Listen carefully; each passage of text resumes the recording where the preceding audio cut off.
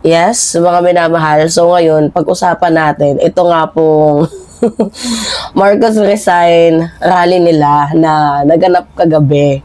Kasi actually, ironically, parang mas madami pa ata yung mga pulis na pumunta kaysa nga po sa mga sumisigaw ng resign. O, tingnan nyo tong balitang to. Sabi kasi dito, Marcos resign, which is yan po yung panawagan nila na pababain daw po itong si PBBM sa kanyang pwesto.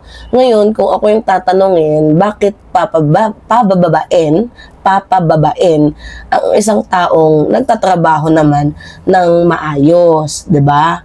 Bakit hindi nyo i-call out or bakit hindi nyo pababain yung taong laging naglalamierda, laging nandun sa ibang bansa, mayroong history ng corruption, 'di ba? Tingnan niyo sa article of impeachment, hindi pa nga nakiklear yung kanyang pangalan. So, napaka-ironic ng kanilang panawagan. Okay. So, alam naman ninyo, 'di ba, na pinangunahan to ni Kiko Barsaga and we do not know kung magkano ang budget. Oo, kasi wala nga pong pumunta. Makikita niyo naman, no, mas madami pang police, 'di ba, na pumunta kaysa sa mga tao. Oy, si Kiko, magkano yung binigay na budget sa'yo? Kung meron man, hindi mo ata dinistribute ng maayos. Pati ba naman budget ng rally, kinukurakot mo pa, di umano, kung totoo man. 'Di ba? So, sabi dito, ito yun yung kagabi Ito po yung sitwasyon sa Dasmariñas Village sa Makati City kung saan ilang mga rallyista ang nanawagang magbitiw daw po sa pwesto itong si PBBM. Kaugnay nga po sa issue ng korupsyon sa bansa. Alam nyo, napaka-ironic, no, na sa mga sumuporta dito kay Kiko Barsaga, itong si Kiko Barsaga is a nepo baby. And alam ninyo na isa din siyang produkto ng political dynasty. So, sinusuportahan nyo yung kanyang panawagan na against sa corruption, yung pamilya niya nga may issue din sa ganyan. So, ngayon, ito, kaugnay ito sa ikinasang anti-Marcos protest ni Cavite 4th District Representative Kiko Barsaga sa Forbes Park. So, ayan o, nakikita naman ninyo yung larawan, no? Meron pa tayo dito, mga minamahal. Pakita natin yung larawan, kung ano yung ganap. Nakakatawa mang isipin, yan o, hindi na nga ata kailangan mag-effort ng Nakikita nyo ba? Kailangan natin i-high yung brightness. Nakikita nyo ba? Yan o. Hindi na kailangan mag-effort ata ng mga pulis kasi yung mga nandyan, parang vloggers lang ata na nag-meet and greet. Oo, ang labanan, social media versus police. Yan o. Parang mga tanga, no? Ito pa. Diba? Mga minamahal, kita ninyo. Mayroon pa ng mga, nagtatakbuhan. Parang mga batang walang papatunguhan. Alright, so nasa na yung ating picture.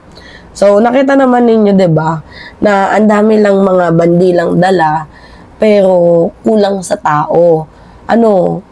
Pansinin ninyo, 'di ba, mas madami pa nga yung pulis kaysa sa mismong nagrarally.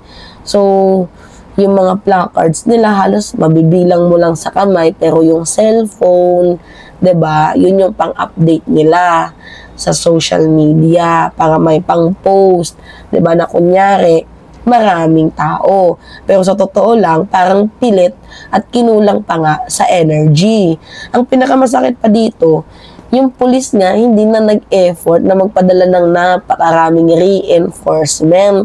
Alam nyo ba kung bakit? Kasi alam ng mga pulis na kaya nilang i-disperse yung sarili nila dahil nga po sa kahihiyan.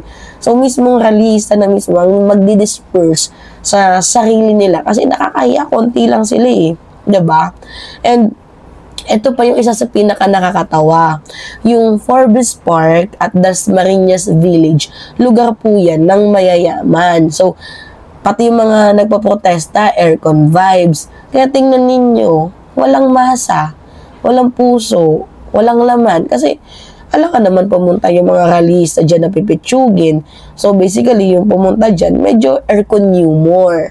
'Di ba? Kung bibilangin mo yung mga tao na nandoon, makikita naman natin, no, at kitang-kita na mas madami pa ang pulis, 'di ba? Kaysa nga po sa mismong nagrarally.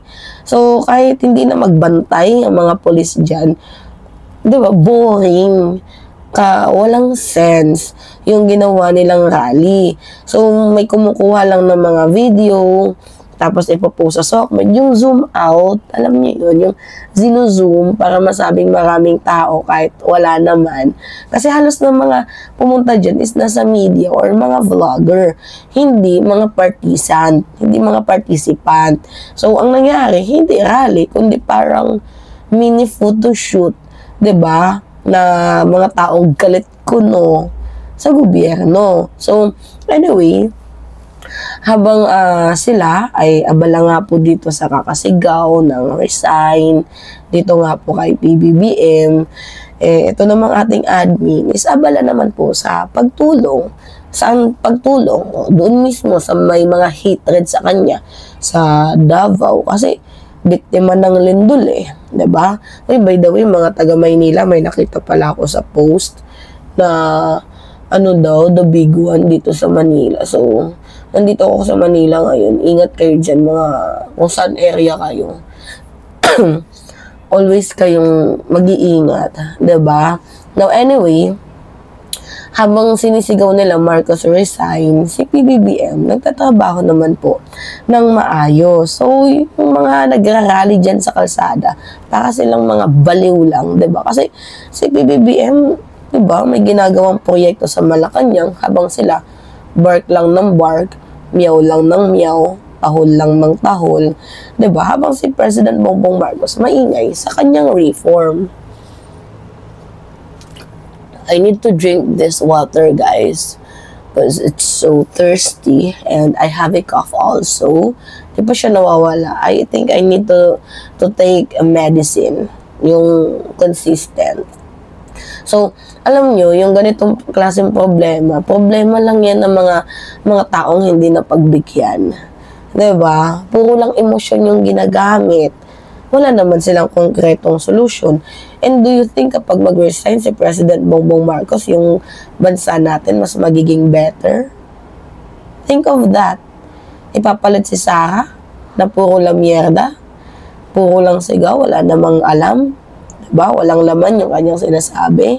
So, alam na din kasi ng publiko na yung mga taong to, yan na din yung mga dating nakinabang sa kapangyarihan. Kaya parang sobrang bitter nila kasi hindi na nga sila ngayon relevant.